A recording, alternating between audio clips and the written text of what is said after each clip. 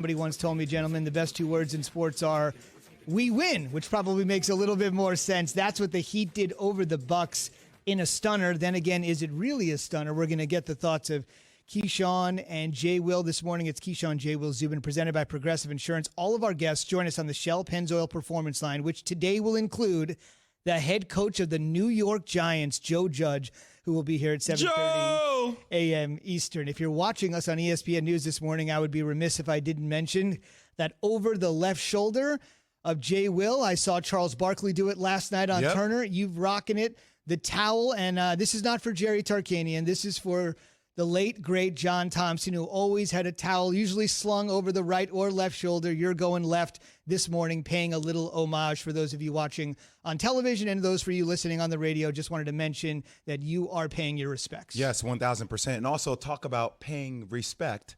It's about time that the both of you pay me some respect. Keyshawn, I'm going to come to in a little bit later. But Zubin, I did bring this thing that we have in the black community called a wave cap. What are you? A wave cap? A wave cap. I'm opening it right now. I know you guys can't see get a wave this. cap. Oh, I got a wave cap from the local bodega right down the street. And it's a red wave cap, which is going to be even better.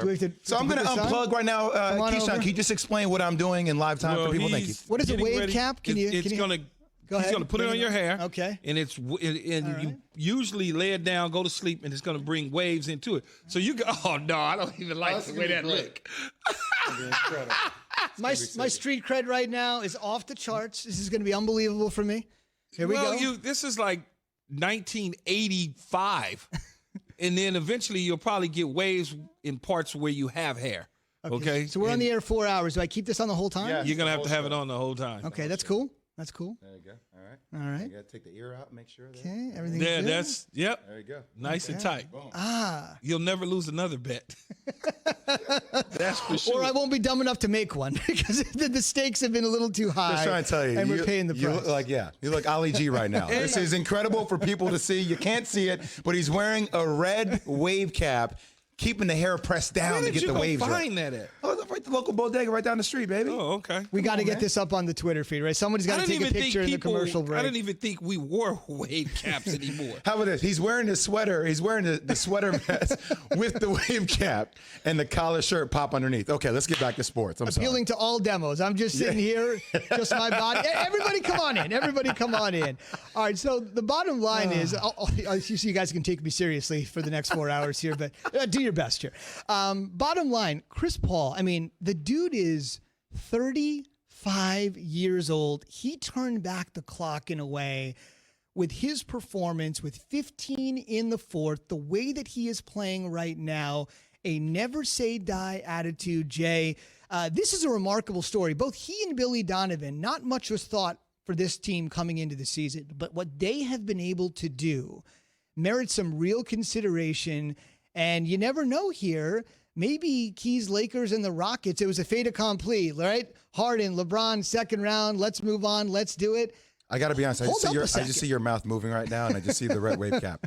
But before we get to CP3, can I say this about Russell Westbrook? Yes. Last night was Russell Westbrook's best playoff game for the OKC Thunder in years. Ouch. In years. Ouch. In years. 7 turnovers in the game. Houston had 22 turnovers. I'm not saying I expect him to play like that in game 7.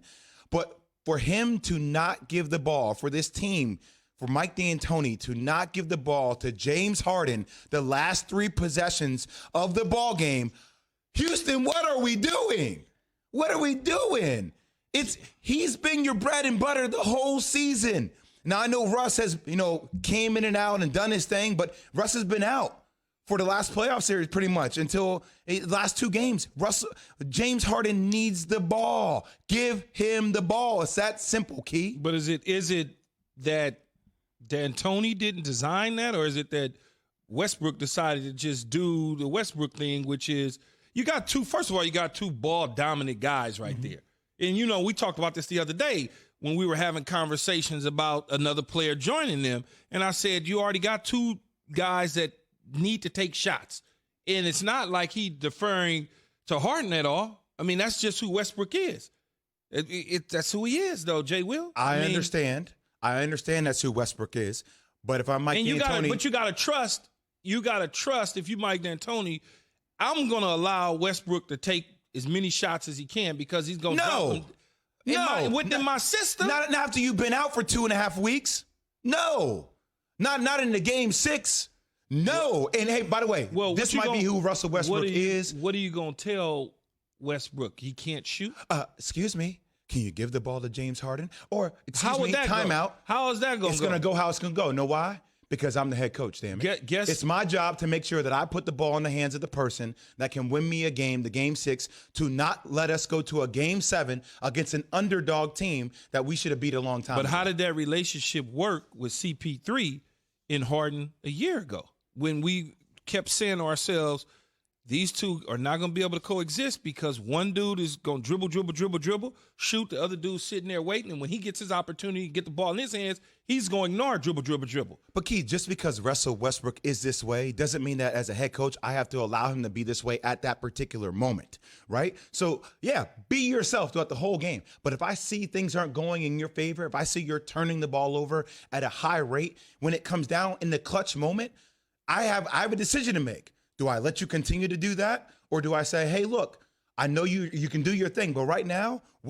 I need to design a play. I don't even need to say it to you, Key. I can design a play during a timeout and say this play is designed for James Harden. James, I need you to cook right now down the stretch. You can say that to James. He'll get it. But you must understand the pulse of your team and know your personnel as a coach.